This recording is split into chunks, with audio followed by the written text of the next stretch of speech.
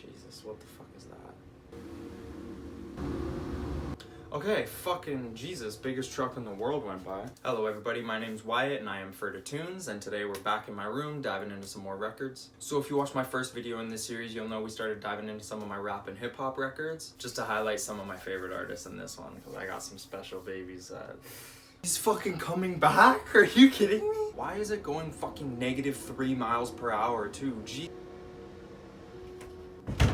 What I wanted to mention super quick is that obviously I will be filming in my bedroom, and I just wanted to make it clear that this is not the background that I wanted for the channel. In my last room I had a record wall, maybe about 20 records, 3 rows hung up on the wall. It was fucking beautiful. So I'm gonna set that up around here to make sure the videos in the future are mint, but until then you got this little shitty background just posted right up in the middle of the room. But either way, you came here to see some more rap records of mine, so let's dive into it. The first one I'm showing off is the one that I forgot in the last video, and I don't know how, because Earl Sweatshirt, one of my favorite rappers probably ever. Some Rap Songs, his 2018 album. I know a lot of people don't really like this album.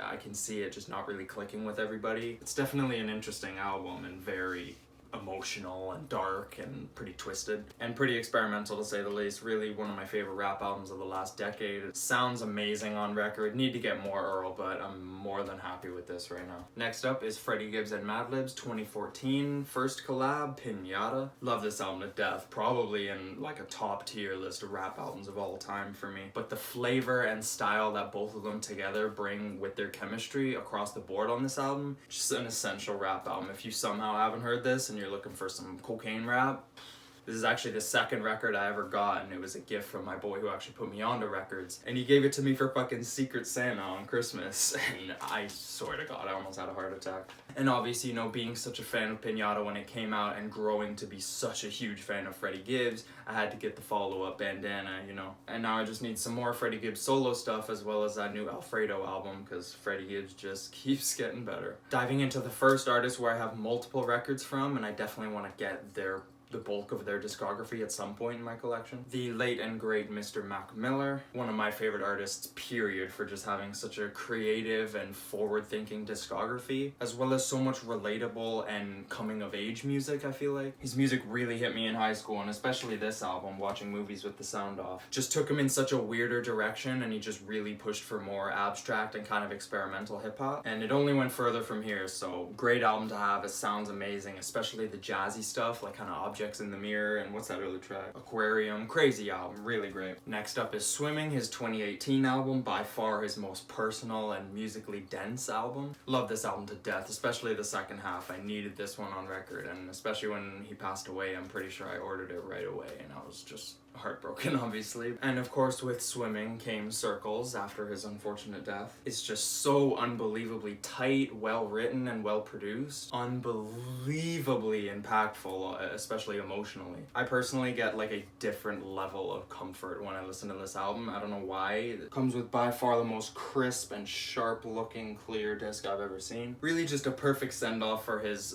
big discography but unfortunately short career. Really, as a diehard Mac fan, I couldn't have asked for a better send-off. Almost Forgot, Ba-Bam, and Ba-Boom. My next artist where I have most of their records is, of course, Kendrick Lamar. Like, not too much to say about this album. Like, one of the best rap albums of the decade, obviously, you know, with a full concept and just thorough storytelling throughout the whole thing. Really, really incredible album. Obviously a must on record, to be honest. Actually, no. If any Kendrick album is a must on record, it's this one. If you don't know To Pimp a Butterfly, I'm gonna say it, fuck, the best rap album of the decade. God.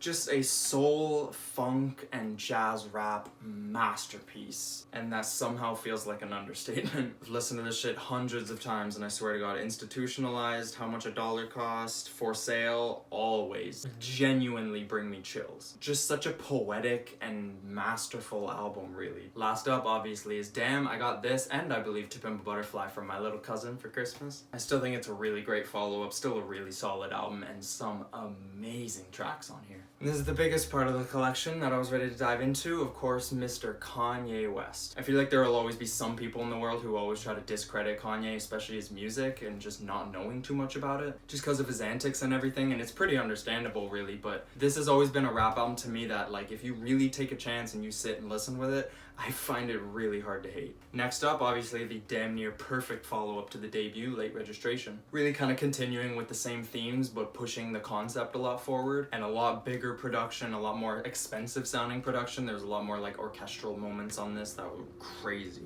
And definitely some of his most personal songs, and his personality really comes off a lot deeper in this one. Great listen. I don't have any of the Graduation bootlegs, unfortunately, but we got 808s right here. First big fat one. Look at this. This is the only way I can show it off. I got this for Secret Santa 2 from a very good friend of mine, and I had no words, really. Obviously one of the most influential hip-hop albums of all time, and just really pushed the sound into completely new directions, and it sounds impeccably strong on vinyl. This comes with a double-sided poster, a CD, and a lyric sheet. I believe that's it. By the way, more rap albums need to come with lyric sheets, because what the fuck? You always find them in like old folk records or singer-songwriter records, and you'd think rap records would be the best place to have a lyric sheet, you know? Considering they're just verses, and you would, you know, like, I hope I don't need to explain why I think that way. But whatever, I don't make the fucking records. Anyways, obviously my beautiful Dark Twisted Fantasy, my first record I ever got. Jesus Christ. I'm gonna get it. There we go.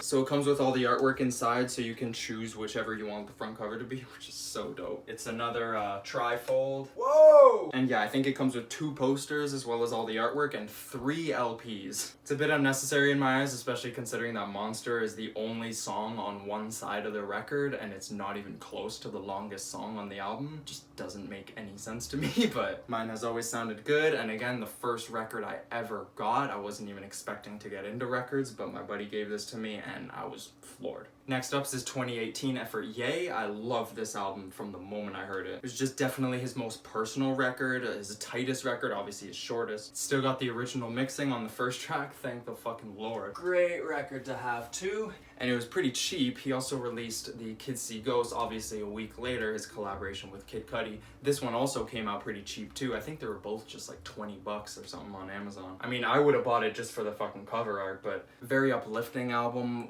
insanely well produced. And yeah, definitely one of the most colorful moments for hip hop, I'd say, the last decade. Now, I'm definitely more than happy that I have all of those, but I do have one last one. I hate to end on this note, but yeah, Jesus is King. I ordered this record before the album even came out, just based on how much faith I had in Kanye as an artist. And I don't hate this album or anything. There are definitely some songs on there that I would still argue are pretty good. But overall, it was a pretty lackluster album. The record looks fucking beautiful though, so not mad about it at all. And that's about it for now. I'll be doing my electronic records in the next video, and then after that I think I'll tackle the big rock section. If you know, my mom had a bunch of old records that probably take up about a quarter or maybe even half of my collection. So we'll get into those at some point, but for now that's about it. So if you enjoyed, let me know. Subscribe if you want to stay tuned. You can check out our podcast from last year if you want to hear more content from me and the boys, and we'll see you in the next one. Take it easy.